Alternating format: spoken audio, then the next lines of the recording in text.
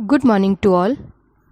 पिछली क्लास में हम लोगों ने पढ़ा था कि इफ़ेक्ट ऑफ टेम्परेचर। टेम्परेचर का क्या इफ़ेक्ट पड़ता है मैटर की स्टेट को चेंज होने में। और मैंने आपसे एक डायग्राम कहा था द प्रोसेस ऑफ सब्लिमेशन, उस डायग्राम को ड्रॉ करने के लिए। आज मैं आपको वो डायग्राम एक्सप्लेन करूँगी। आप पेज नंबर 8 निकाल लीजिए। पेज नंबर 8 पे डायग्राम है।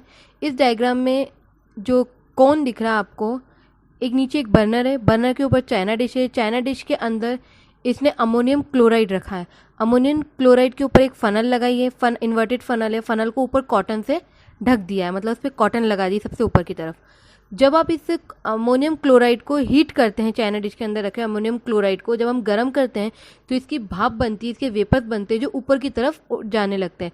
जैसे ही ये फनल के अंदर ऊपर की तरफ जाते हैं नली में, कॉटन प्लग लगे होने की वजह से ये बाहर नहीं निकल पाते और उसी कॉटन के नीचे ये धीरे धीरे जमा होने लग जाते हैं।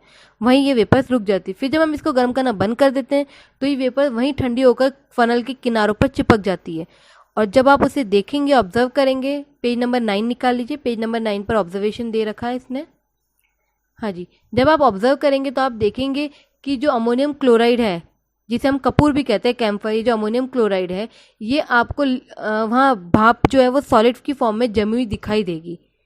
इसके अंदर कई सारी इम्प्योरिटी उस वक्त प्रेजेंट होगी। So on cool part of inverted funnel we get pure camphor. In this way we can say that camphor is sublimate substance. तो आप देखोगे कि जो वेपर्स हैं ये कंडेंस हो जाती है, ठंडी होकर फनल की चारों तरफ जम जाती है। इसके कई सारे इम्प्योरिटी प्रेजेंट होंगे और जब हम इसे लिक्विड स्टेट में not volatile so that remain in solid state and exist in china dish. So on cool, और ज़्यादा कूल करने पर आप पाओगे कि ये जो वेपर्स हैं ये सॉलिडिफाई स्टेट में चेंज हो जाएगी और तब आपको पता लगेगा कि जो अमोनियम क्लोराइड था ये सब्लिमेट हो सकता है। मीन्स जब आप किसी भी कपूर हो गया या कि अमोनियम क्लोराइड को जब हम गर्म करते हैं तो ये भाप बन के ऊपर की तरफ उड़ेगा, लेकिन फनल में कॉटन प्लग लगे होने के कारण ये बाहर नहीं निकल पाती है। जैसे आप बर्नर बंद कर देंगे तो ये भाप धीरे धीरे ठंडी होकर, ये वेपर धीरे धीरे ठंडी होकर उसी कॉटन प्लग के नीचे और फनल के चारों तरफ चिपकने लग जाएंगे। आप ठंडे होने का जब आप देखेंगे तो ये सॉलिड की फॉर्म में आपको फनल के चारों तरफ दिखाई देंगे। कॉन्क्लूजन अब हम देखें कॉन्क्लूजन, तो कॉन्क्लूजन ये निकलता है कि जब कोई सब्सटेंस सॉलिड स्टेट से गैसेज स्टेट में, डायरेक्टली गैसेज स्टेट में चेंज होता है बिना लिक्विड स्टेट में गए हुए, तो इस फिनोमेनन को हम कहते हैं सब्लिमेशन।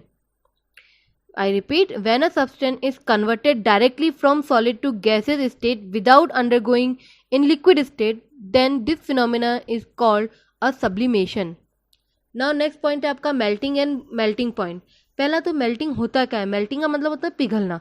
जब कोई सॉलिड लिक्विड फॉर्म में आता है तो हम उसे कहते हैं मेल्टिंग या फ्यूजन। दो शब्द काम में लेते हैं, मेल्टिंग और फ्यूजन, दोनों का मतलब यही है, पिघलना। जैसे अगर आप आइस को फ्रिज से बाहर निकाल के रखते हैं तो थोड़ी सी देर में मेल्ट होना शुरू हो जाती है, उसे हम कहते हैं, और वो वाटर में कन्वर्ट हो जाती है, तब हम उसे कहेंगे मेल्टिंग या फ्यूजन। तो conversion of ice into water is the melting. Now melting point क्या होता है? मेल्टिंग पॉइंट वो टेम्परेचर जिसके ऊपर कोई सॉलिड स्टेट लिक्विड में कन्वर्ट होना शुरू हो जाता है एट 1 एटमॉस्फेरिक प्रेशर के ऊपर। I repeat, the temperature at which a solid substance change into liquid state at atmospheric pressure, this is called the melting point. मतलब वो टेम्परेचर जिस पर कोई सब्सटेंस सॉलिड से लिक्विड स्टेट में चेंज होना शुरू हो जाता है, हम उसे कहते हैं मेल्टिंग पॉइंट। नेक्स्ट है आपका solidification. The process in which a liquid substance on cooling change into solid is called freezing. भाई हमने पढ़ा कि आइस से वाटर बनना मेल्ट होता है ना, वाटर से अगर वापस आइस बन जाए तो उस प्रोसेस को क्या कहेंगे? यानी लिक्विड से वापस सॉलिड बन जाएगा तो उस प्रोसेस को हम कहेंगे फ्रीजिंग या सॉलिडिफिकेशन। तो वो प्रोसेस जिसके अंदर कोई लिक्विड सब्सटेंस ठंडा करने पर सॉलिड स्टेट के अंदर चेंज हो जाता है, उसे हम कहते हैं फ्रीजिंग या सॉलिडिफिकेशन। जैसे कि अगर पानी को आप फ्रीज में रखते हैं तो वो आइस में कन्वर्ट हो जाता है। और फिर है फ्रीजिंग पॉइंट, तो वो टेम्परेचर जिसके ऊपर कोई लिक्विड फ्रीज होना शुरू हो जाता है, सॉलिड स्टेट में आना शुरू हो जाता है, उस टेम्परेचर को हम कहते हैं freezing temperature. The temperature at which a liquid gate converted into solid state, it's called its freezing temperature. Next topic है आपका बॉइलिंग और बॉइलिंग पॉइंट। तो बॉइलिंग का मतलब होता है उबलना और बॉइलिंग पॉइंट का मतलब वो टेम्परेचर जिस पर कोई लिक्विड बॉयल होना शुरू हो जाता है। तो बॉइलिंग का मतलब है rapid formation and breaking down of bubbles in the bulk of liquid being heated is called boiling. अगर मैं आपको एक इजी गोइंग डिफाइन दूं तो बॉइलिंग का मतलब है कि when a substance change from liquid state to vaporous state, this is called boiling या vaporization. Now boiling point, boiling is a bulk phenomenon, क्योंकि कोई भी चीज़ जब बॉयल होती है तो बल्क में होती है, बहुत ही सारी इकट्ठी वेपर्स बनती है, ढेर सारी वेपर्स बनती है। तो particles from the bulk of the liquid gain enough energy to get converted to vapour. तो जिस सब्सटेंस को आप बॉयल कर रहे हैं वो सब्सटेंस काफ़ी ज़्यादा एनर्जी पा लेता है, जिससे वो वेपर्स में कन्वर्ट होना शुरू हो जाते हैं। तो boiling of liquid occurs at a fix temperature depending on the nature of the liquid. किसी भी सब्सटेंस को, किसी भी लिक्विड को जब हम बॉईल करते हैं तो एक फिक्स टेम्परेचर के ऊपर ही बॉईल होता है, ना उससे पहले बॉईल होता है ना उसके बाद बॉईल होता है। जैसे कि अगर हम लिक्विड को बॉईल करते हैं, वाटर को अगर हम बॉईल करते हैं तो वो लगभग 373 केल्विन यानी कि 100 degree Celsius, I repeat 100 degree Celsius पर बॉईल होना शुरू होता है। Now what is boiling point? The boiling point of a liquid may be also defined as the temperature at which a liquid converted into vapor state, the temperature at which a liquid converted into vapor state at atmospheric pressure, this is called boiling point. Next है आपका नीचे vaporisation and condensation. Now vaporisation का मतलब होता है the process in which a liquid change into vapour state on heating. Vaporisation मतलब the process in which a liquid change into vapours state on heating, this is called vaporisation. जैसे अगर पानी को आप गर्म करेंगे या तो वो भाप में कन्वर्ट हो जाता है, वाटर वेपर जैसे स्टीम बनती है।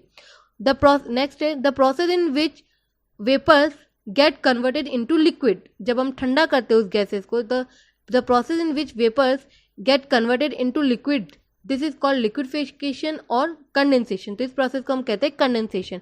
मतलब जब हम भाप को ठंडा करेंगे तो वो वापस लिक्विड फॉर्म में चेंज हो जाती है, इसको कहा जाता है कंडेंसेशन या फिर लिक्विफिकेशन।